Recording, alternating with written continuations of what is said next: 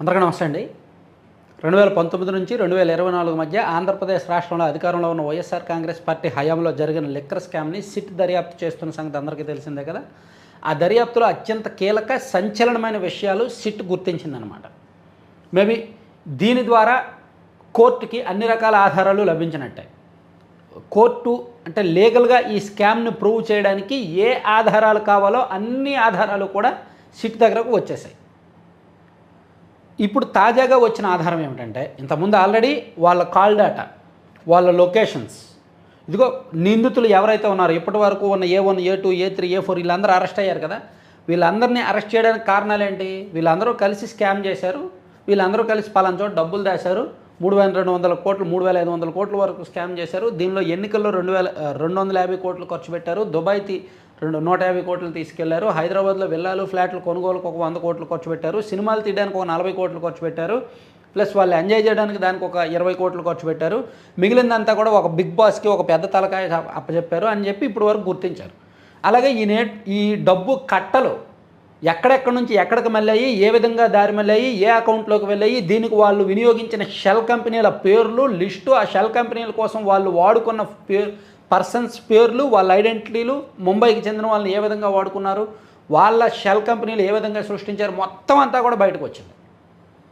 తాజాగా బయటకు వచ్చిన అంశం ఏంటంటే, ఎన్నికలకు ముందు ఒక 4-5 నెలల ముందు వరకు వాళ్ళు డబ్బులు నోట్ల కట్టలన్నీ కూడా తాడేపల్లిలోని ల్యాండ్ మార్క్ అనే ఒక అపార్ట్మెంట్లో ఒక ఫ్లాట్కి చేర్చారు.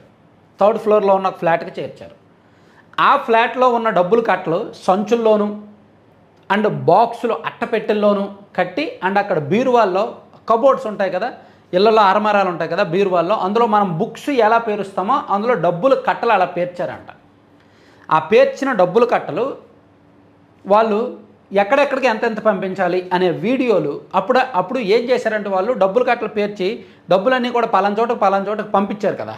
ఒక చోటకి 5 కోట్లు, ఒక చోటకి 7 కోట్లు, ఒక చోట 9 కోట్లు అలా పంపించారు. ఆ పంపించినవి వీడియోలు షూట్ చేశారు. ఎందుకంటే వాళ్ళకి ఎవరైతే డబ్బులతో విషయం, అక్కడ ఒక వ్యక్తిని పూర్తిగా నమ్మడానికి లేదు, ప్రతిదీ వీడియో షూట్ చేయాలని చెప్పారు. వీడియో షూట్ చేసి అవతల ఒక వ్యక్తికి పంపించారు. ఎవరైతే వాళ్ళకు వర్క్ పురమాయించారో వాళ్ళకి ఆ వీడియోని పంపించారు. వాళ్ళ వీడియోని చూసిన తర్వాత ఓకే డబ్బులు నిర్ధారించుకున్నారు. ఆ తర్వాత వీడియోలు డిలీట్ చేశారు. అలా వీళ్ళు షూట్ చేసిన వీడియోలని సిట్ రికవరీ చేసింది. సాధారణంగా డేటా రికవరీ అనేది పాజిబులే, కానీ వీళ్ళు ఎప్పుడో 3 ఏళ్ల కిందట, 3.5 ఏళ్ల కిందట, 1 year back, 1.5 year back delete చేసిన డేటాని ఏ విధంగా రికవర్ చేశారంటే, డేటా రిట్రైవరీ అనే ఒక అధునాతన టెక్నాలజీ ఉంటుందన్నమాట. దీనిలో డిలీట్ చేసిన వాటిని మళ్ళీ వెనక్కి తీసుకురావచ్చు. అలా ఎవరెవరైతే ఈ లిక్కర్ కేసులో అక్యూజ్డ్గా అరెస్ట్ అయ్యారో, ఎవరెవరైతే ఈ డబ్బులు మొత్తం హ్యాండిల్ చేశారో అనే అభియోగాలు ఎదుర్కొంటున్నారో వాళ్ళ ఫోన్లు డేటాని సిట్ అధికారులు రిట్రైవ్ చేశారు. వాళ్ళు వీడియోలు ఫోటోలు అన్నీ కూడా బ్యాక్ రప్పించారు. ఈ క్రమంలోనే సిట్ అధికారులకి ఈ వీడియోలు కనిపించాయి. ఆ ల్యాండ్మార్క్ ప్యాలెస్లో డబ్బులు సంచిలో లోడ్ చేస్తుంటాం. ఆ వ్యక్తి ఒక వీడియోలోనేమో ఒక బ్లాక్ డ్రెస్ వేసుకున్న వ్యక్తి ఏమో చెప్తున్నాడంట, ఇదిగో ఈ 5 కోట్లు బ్యాగ్ పలానా ఊరికి పంపించండి, ఇది 7.5 కోట్లు పలానా వ్యక్తికి ఇవ్వండి, ఈ 9 కోట్లు ఇక్కడ ఇవ్వండి అని చెప్పి అతను పురమాయిస్తున్నాడు. అదంతా కూడా పక్కనున్న ఒక వ్యక్తి మొత్తం వీడియో తీస్తున్నాడు అనమాట. ఇది ఆ వీడియో సిట్ రికవరీ చేసింది. సాధారణంగా ఈ వీడియోలు కాన్ఫిడెన్షియల్, బయటకు రావు, కానీ సమాచారం బయటకు వస్తుంది. మాకు ఇలా వీడియో దొరికింది, మా దగ్గర ఆధారం ఉందనే సమాచారం సిట్ నుంచి లీక్ అవుద్ది. ఇప్పుడు సిట్ దర్యాప్తు జరుగుతున్నప్పుడు ఇన్ఫర్మేషన్ లీక్ చేస్తారు తప్ప ఆధారాలు కోర్టుగా ఇస్తారు, బయటకు ఇవ్వరు. సో దీనికి సంబంధించిన వీడియోలు కూడా రికవరీ చేసిన వీడియోలు అన్నీ దాదాపుగా ఒక 20-30 వీడియోలు రికవరీ చేశారు. ఆ డబ్బులు ట్రాన్స్ఫర్కి సంబంధించి డబ్బులు లోడ్ చేయడము, పంపించడం, అదంతా కూడా అవన్నీ కూడా కోర్టుకి ఇస్తారనమాట. సో అలా కీలకమైన సమాచారం వచ్చింది. అక్యూజ్డ్ ఆ వీడియోలో అక్యూజ్డ్ ఎవరైతే నిందితులుగా ఉన్నారో వాళ్ళ వాయిస్లు ఉన్నాయి, వాళ్ళ వీడియోలు ఉన్నాయి, వాళ్ళ కాల్ డేటా ఉంది, వాళ్ళు ఆ టైంకి వాళ్ళు అక్కడే ఉన్నారు అని చెప్పడానికి కావాల్సిన గూగుల్ లొకేషన్ మ్యాప్స్ ఉన్నాయి, ప్లస్ వాళ్ళు ఆ పక్కనున్న వ్యక్తి మాట్లాడుకున్నారు అని చెప్పడానికి కావాల్సిన కాల్ రికార్డ్స్ డేటా ఉంది. ఇలా అన్ని సాంకేతిక ఆధారాలు, ఫిజికల్ భౌతిక ఆధారాలు సేకరించారు. అవన్నీ కూడా కోర్టుకి ఇస్తున్నారు. మరోవైపు రాజ్ కేశరెడ్డి తన వాటాగా వచ్చిన లిక్కర్ డబ్బులతో ఆయన సినిమాలు తీశారు. ఆ సినిమాలు తీసిన వ్యవహారం కూడా సిట్ నిర్ధారించింది. ఇంతకుముందే సిట్ కన్ఫర్మ్ చేసింది. దానికి సంబంధించిన ఆధారాలన్నీ ఇప్పుడు బయటకు వచ్చాయి.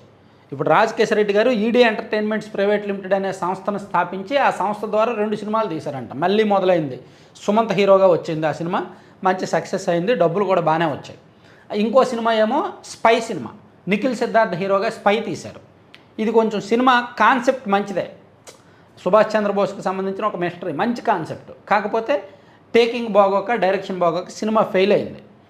ఆ సినిమాకి 40 కోట్లకు పైగా ఖర్చు పెడితే కేవలం 10 కోట్లు ఎంతో కలెక్ట్ చేసింది. లాస్ వెంచర్, అది లాస్ అయింది, ఆ సినిమా ఫ్లాప్ అయింది.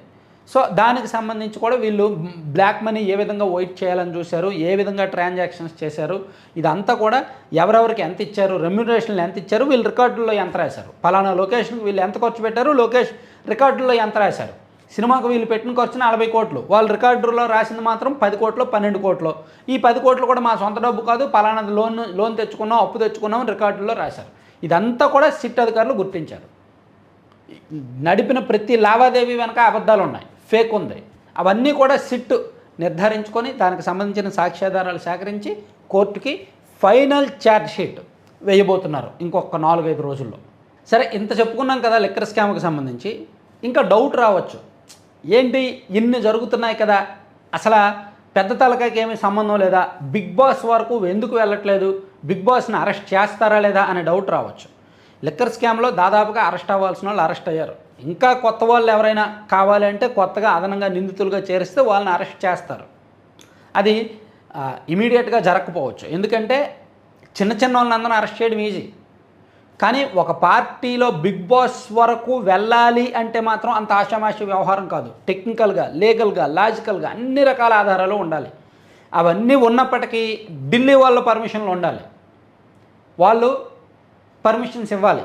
ఎందుకంటే వాళ్ళకి చాలా లావాదేవీలు జరిగాయి గత 5 ఏళ్ళు. ఆ లావాదేవీలు అన్నీ వదులుకొని అరెస్ట్ చేయడం అంత ఈజీ కాదు. ఉన్న కేసులనే కదపట్ల, ఎప్పుడో 12 ఏళ్ళ కిందట నమోదైన కేసులనే మూమెంట్ లేదు, సొంత ఇంటి బాబాయ్ కేసే మూమెంట్ లేదు. అవే మూమెంట్ లేకుండా ఇంకా కొత్త కేసు కట్టి అరెస్ట్ చేస్తారు అనుకోవడం అజ్ఞానం, అవివేకం. సో బీజేపీ వాళ్ళు ఎంతో కొంత ఈ విషయంలో ఎక్కడ ఎవరిని ఎక్స్క్యూజ్ చేయాలో వాళ్ళని ఎక్స్క్యూజ్ చేసి మిగిలిన వాళ్ళందరినీ మీ ఇష్టమయ్యే చేసుకోండి అని చెప్తున్నారనమాట. అది. Thank you.